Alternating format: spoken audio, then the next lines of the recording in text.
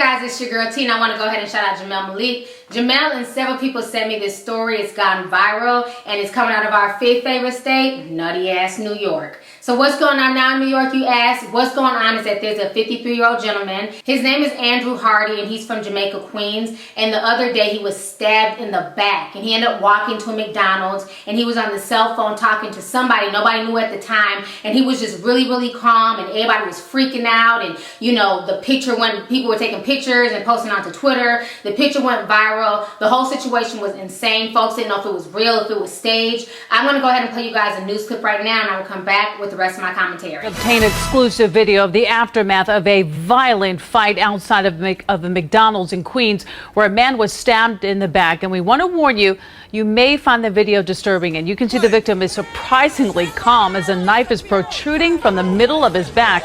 Marcus Solis is live in the Jamaica section with more. Marcus? And Sade, you would imagine that after being stabbed, the victim would be writhing in agony or bleeding profusely. Neither the case here. This victim, unlucky to be stabbed for sure, but in many ways very lucky that he was not seriously hurt. The scream from an onlooker gives you an idea of how shocking a scene it was. An unidentified man standing in the middle of Sutphin Boulevard with a knife sticking out of his back, blood staining his bright white shirt. It happened just before 10 this morning in a busy commercial stretch of Jamaica. But more startling than the crime taking place in broad daylight is the victim's calm demeanor.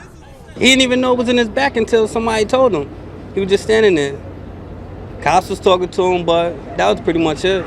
Police say the stabbing was the result of a dispute involving a large group of people, as many as 8 individuals, fighting in front of the McDonald's near the intersection of 91st Avenue.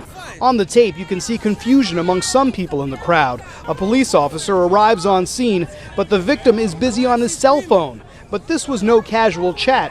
One witness. He was speaking to me. It was kind of sad. Now, the victim is in Jamaica Hospital in serious condition, but again, his injuries not considered life-threatening. The exact cause of this dispute is not known, and police continue to search for the suspects.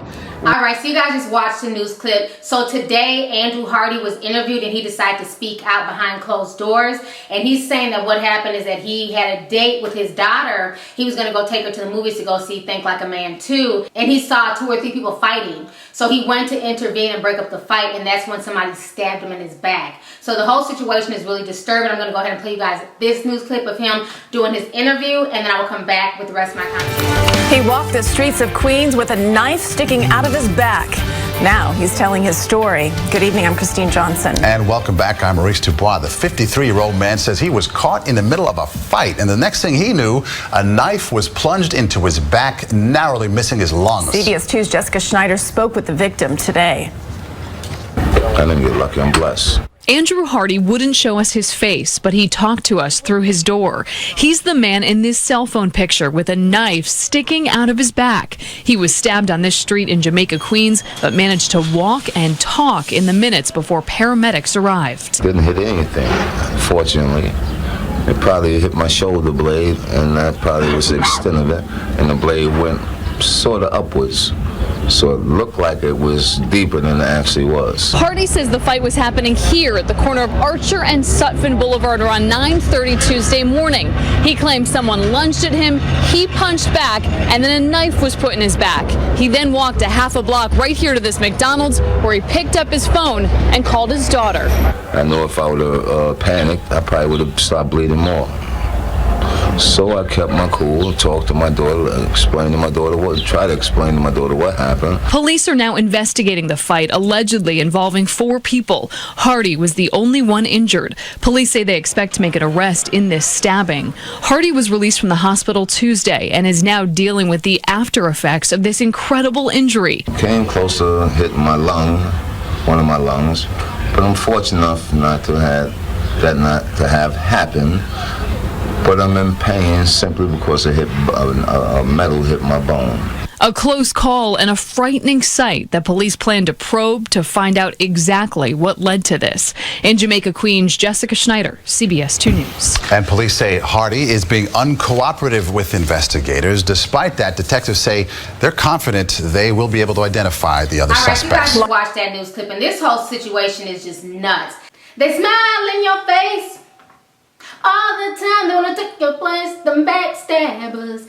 Okay, I know it's in bad taste, but I'm not the only person who sung that online, okay? Stop. No, but for real though, I just think because of his calm demeanor and the way he handled himself and he didn't freak out and go into shock, I think that that's what saved his life. You know, I feel really bad for this guy. For what he's saying happened is what happened. I feel really bad for him that he would be stabbed like that and stabbed in that manner, especially being that he was just on his way to go see his daughter. You know, and I just thank God that he is okay, and in less than 48 hours, he's out of the hospital, he's recuperating. Hopefully they'll find out the guys who were responsible for this whole situation and put them behind bars, because it's definitely uncalled for, but I think he definitely handled himself well. And even though the people at McDonald's freaked out, I'm just so glad that nobody decided to yank the knife out his back, because so many times when you see somebody injured, you feel like, you know, oh, let's take the whatever item is injuring them, let's take it out. But folks don't realize you can cause even more damage by taking it out. So it's good that nobody touched the knife. It's good that nobody went to take it out his back. It's good that they just let him sit there. They let him wait it out until the ambulance got there. So thank God Mr. Hardy's alive to see another day. Hopefully once he gets better, he'll be able to go take his daughter